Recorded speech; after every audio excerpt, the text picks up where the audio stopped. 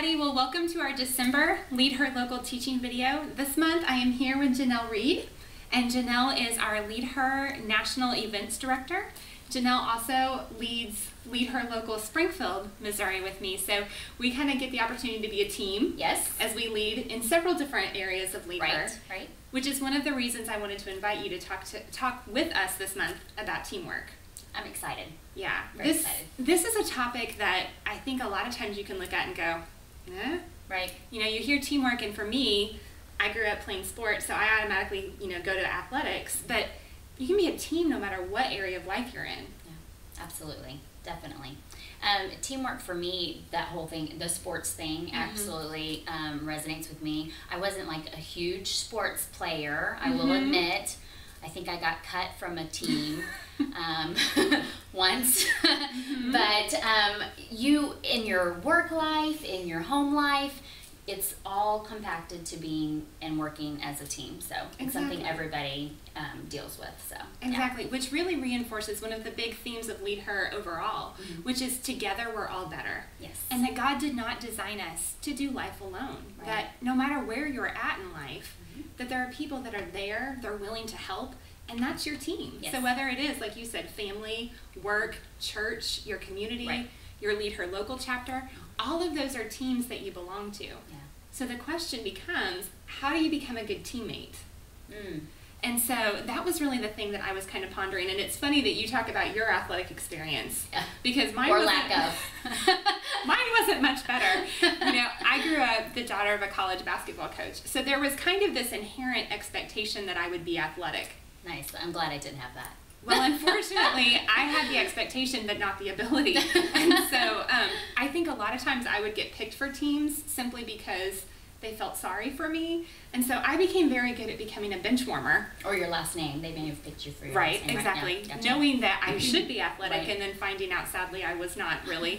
I spent more time in the training room getting hurt, I think, than I ever did on the court playing any Were you the sport. water girl? I was kind of like the water, but with a uniform. And so, but one of the things that taught me was how to be a good teammate, because I was never destined to be the star of a team. Yes. But yet, I still had a role to play on the bench. Right. And I had to realize that very quickly, that God did not gift me with the ability to jump or run quickly or be coordinated, really. Right. But He did gift me with the gifts of encouragement and those kind of things. And so how could I use those to still be a good teammate? Right. So I kind of took some of those lessons that I learned all those years of sitting on the bench and came up with an acrostic, because you know me, I like my acrostics. We have to be like that. We do. So what we're going to talk about this month is how to be an all-star teammate. And so we've got 3 characteristics which make up all, A.L.L. And so 3 things that I think are just really important that I've learned not only in athletics and my failure therein, but also just in other areas of life. Yeah. That these 3 things were really important for me. So let's start with the first one. A is for attitude. Attitude. Ouch. And I think let's address the big elephant in the room. Women tend to suffer a little bit more than men with that issue of attitudes. You know, as I mentioned before, my dad is a college basketball coach. He coaches women's college basketball. So I know that he has had to address that emotional issue, that issue of attitudes a lot. Yeah. And one of the things that he used to always say to me was, your attitude is contagious. Is yours worth catching? Aww. And that has stuck with me so many times over the years, and I can't tell you how many times I've actually used it with my own children now. Right. Where you wish, I'll never say that. But you do. Yeah. But it's really a great litmus test for me. My attitude's contagious every day, whether it's my coworkers or my fellow LeadHers or my children or my spouse. Is mine worth catching? It is, because, and for me, being a single mom, if my attitude isn't the best, the kids pick up on that, the girls pick up on that, and they can tell if I'm not having a good day or if I'm not responding to a situation maybe the way probably that I might need to. Right. Because we all have choices on how our attitude, how we respond to a situation and what that attitude is going to be responding to a situation. So you have to really check yourself a lot and go go the right attitude, do the right thing. Yeah. I'm so glad you said that, because that's a huge point. We can't choose the circumstances that happen to us. Right. Oftentimes, life just happens. Right. But we can choose the way that we choose to respond to it. We can choose the attitude that we choose to cultivate as a result of that. And I think that's an excellent point, especially for you as a single mom, knowing that you kind of set the tone in your household. Yeah. Talk about pressure. Yeah. Yeah. So how do you handle that? Well, I don't handle it well all the time. I'm not, perfect by any means of it, but I want my girls to know how they need to respond to situations, and how they choose to respond to situations also can help them come out of some of the problems that they're put in as well. Right. We don't need to sit there and be in bondage and create extra anxiety and bitterness for whatever these problems may become because of the attitude that we may have, because we don't like the way that something was done to us, or how something ended up being, or whatever it may be. Right. You need to still have this attitude, and having God in your heart, I think, helps with that attitude. I want to share this quote with you. It's by Charles Swindoll, and I just think this is such an important point. I couldn't have said it any better, so if you can't say it better, quote the person who says it well. Please. Exactly. So this is Charles Swindoll. He says, "The longer I live, the more I realize the impact of attitude on life. Attitude to me is more important than facts. We cannot change our past. We cannot change the fact that people will act a certain way. We cannot change the inevitable. The only thing that we can do is play on the string that we have, and that's our attitude.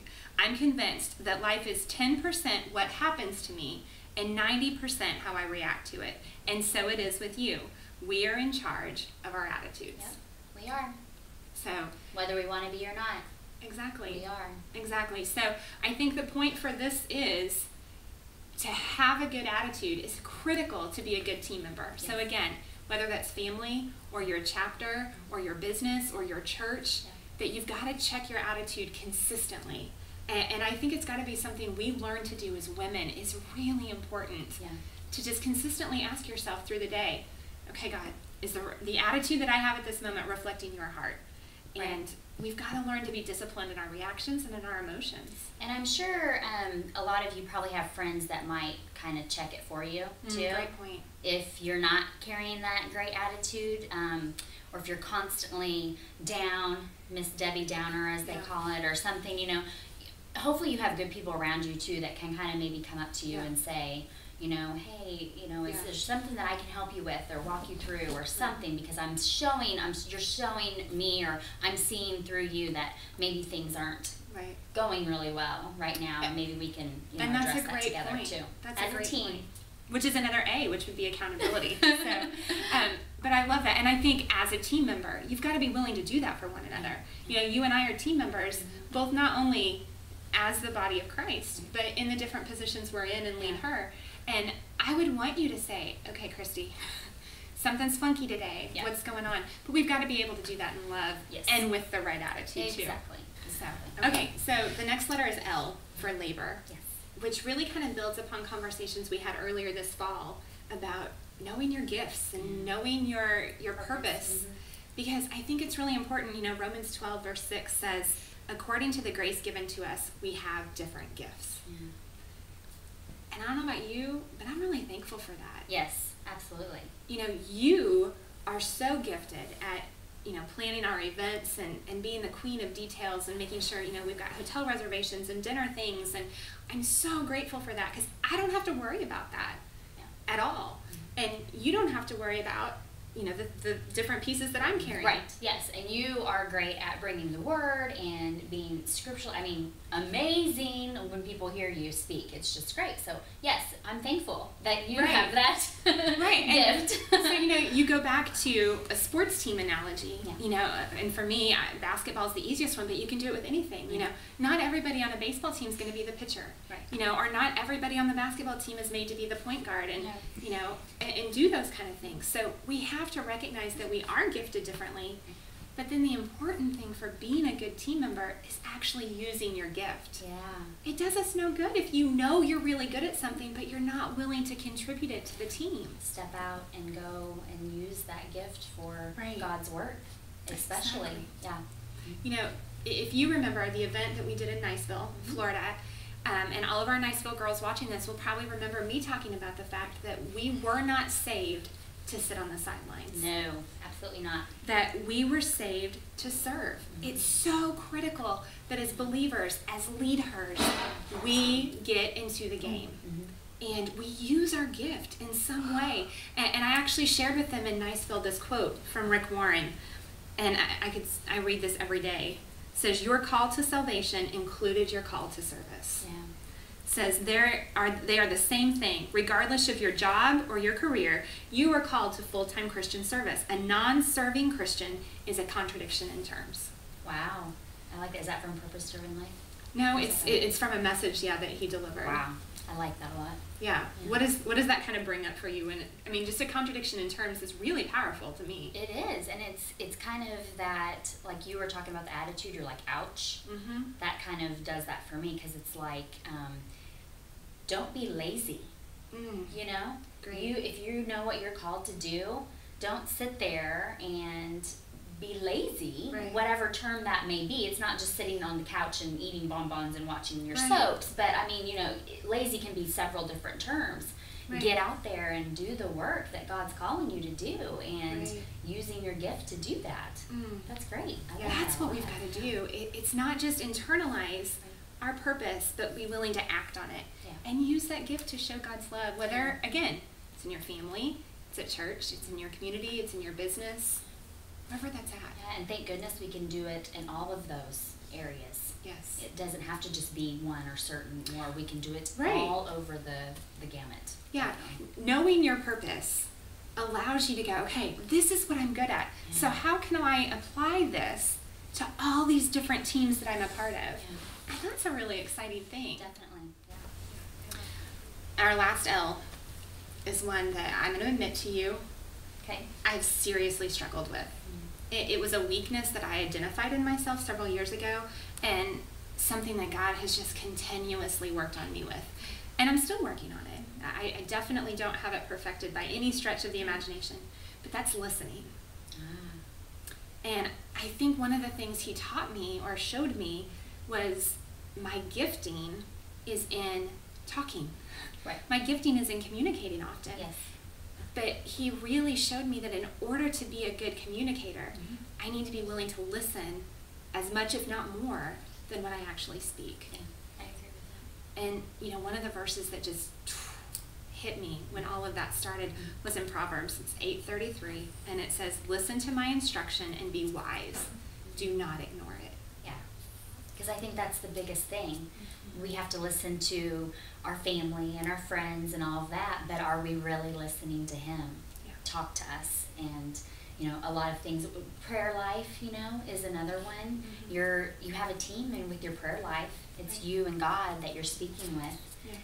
But are you the one doing all of the talking, or are you actually listening to him as well, to what he needs to tell you?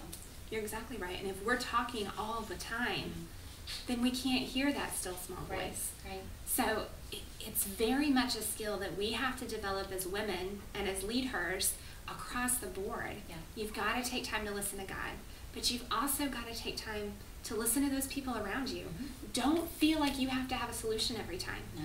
Don't feel like if you're in the middle of a conversation that you have to be the one that always has the last word. Right. Sometimes you're there to just listen and absorb. And then take that information, go home, pray about it, seek God's will about it before you respond. React. Yes. Okay, so ladies, listen to me as I share this with you, because inherently, this is a huge problem for women in general. Right. I agree. We don't listen. Exactly. We are going 90 to nothing all the time. We don't take time to slow down. We constantly are so excited that somebody wants to listen to us that we often don't take the time to listen to other people. And all the social media, you know, Facebook and all that stuff, it's so much busyness in our lives. we just don't take the time anymore to do that. So you're exactly right. Big thing. I heard this great quote. Doug Larson said, "Wisdom is the reward that you get for a lifetime of listening when you would have preferred to talk." Wow. Wisdom by listening. Isn't that powerful? I love that. And so, ladies, we are called to be women of wisdom. Yeah. You know, and that's something that I want to challenge women to really cultivate in themselves. And I love that because according to him, the best way that you're going to accomplish wisdom is being quiet when you'd really rather be talking. Something just came to my mind too about your legacy when you leave. Do you want somebody to remember you as a really great listener? Somebody that they could totally come to you and know that you are listening to them and all that? Or do you want to be known as that person that just fed them the lines and just talked all the time? Right. I personally want to be somebody that my friends can come to me and know that I am listening to them and that I am there for them and that I am here. I'm actually hearing what they're saying too, not just letting it go right through. Right. But I am actually hearing them. Well, and I think as a LeadHer, you know, as a woman who wants to have influence and impact on the world around her, we have got to be aware of the fact that sometimes what we say is just as powerful as what we don't say. Yes. You know, having that wisdom, again, to know when to respond, when to just listen, when to pray, when to be silent, is so critical, ladies. Yeah. So critical. And it's not always easy to know what those right steps are.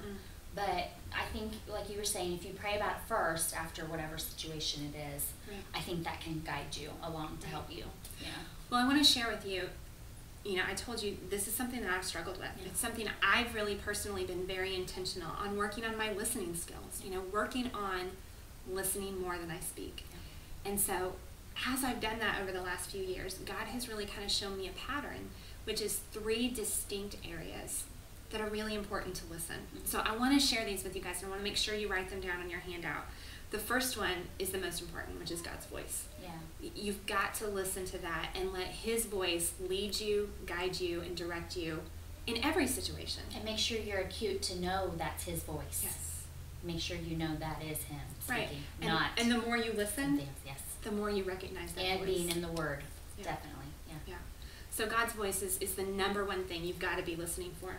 But the second one is wise counsel. You know, it is critical as women, again, that we have people in our lives that serve as wise counsel, and it is wise biblical counsel. Yes.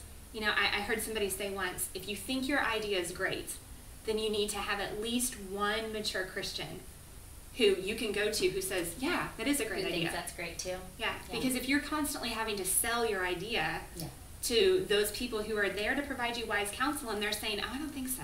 Have you thought about this? Not so wise. Right, exactly. Right, yeah. So be willing to do that. I think that's a huge gut check thing for us as women to say, hey, I'm thinking about this. Would you pray about it with me? Yes. Would you seek God's direction for me in that area? And know who those people are in your life that are the godly counsels. Right.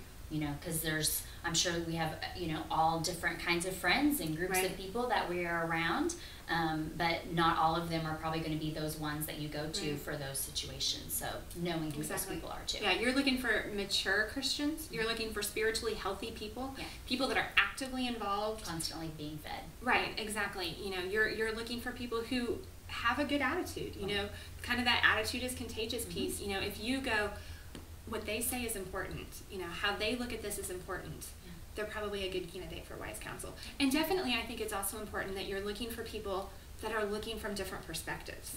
You know, for me, it's always easy to surround myself with maybe people of the same age group or the same, you know, socioeconomic group or, you know, whatever. Right. But I need to have different people. You know, maybe that means my pastor or an older Christian. Right, yeah.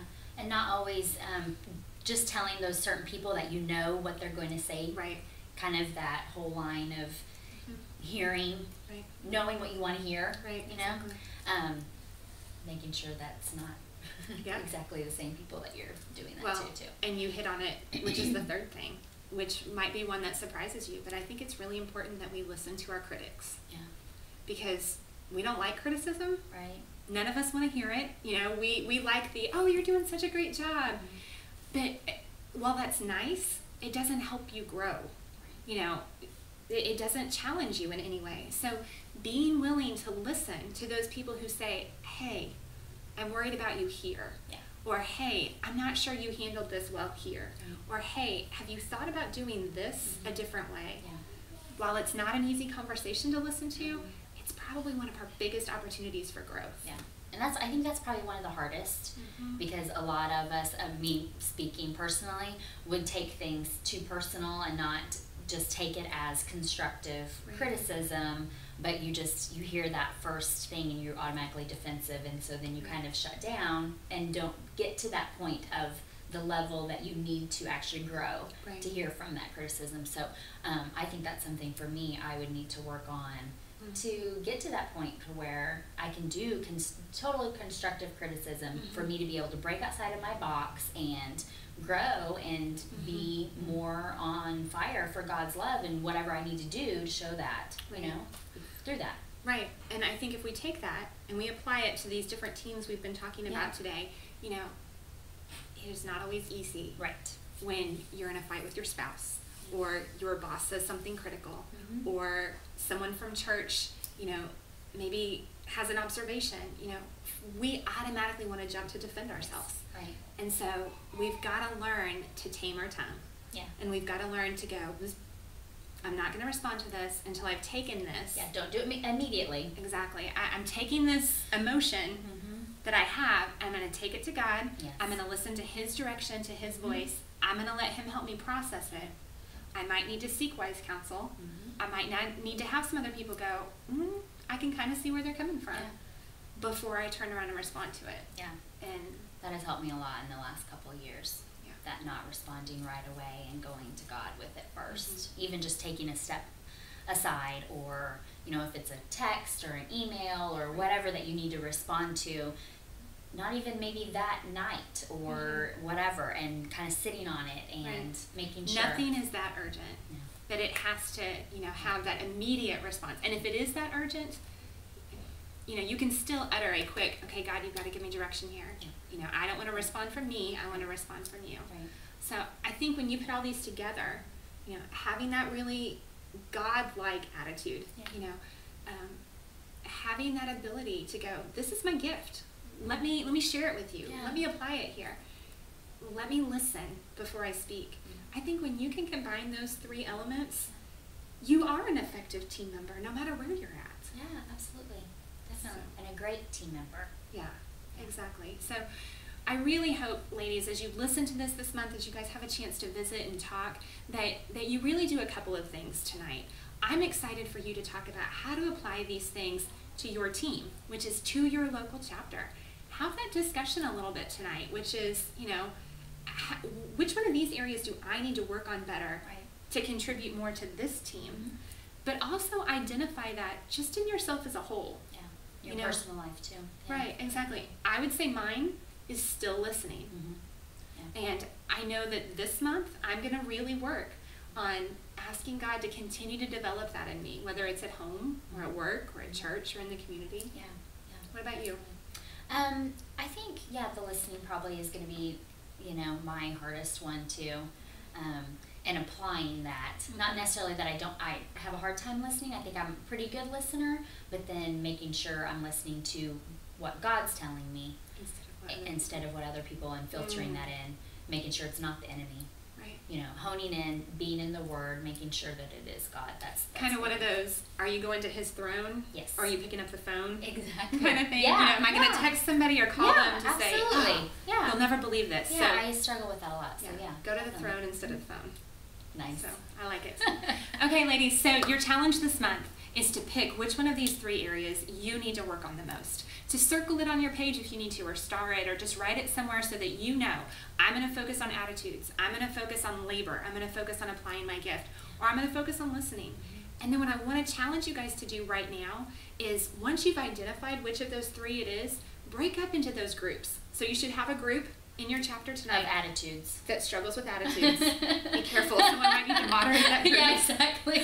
And then you're going to have a group that struggles with labor, and then you're going to have a group that struggles with listening, and that might need a moderator too. Yeah, because they might all try to talk.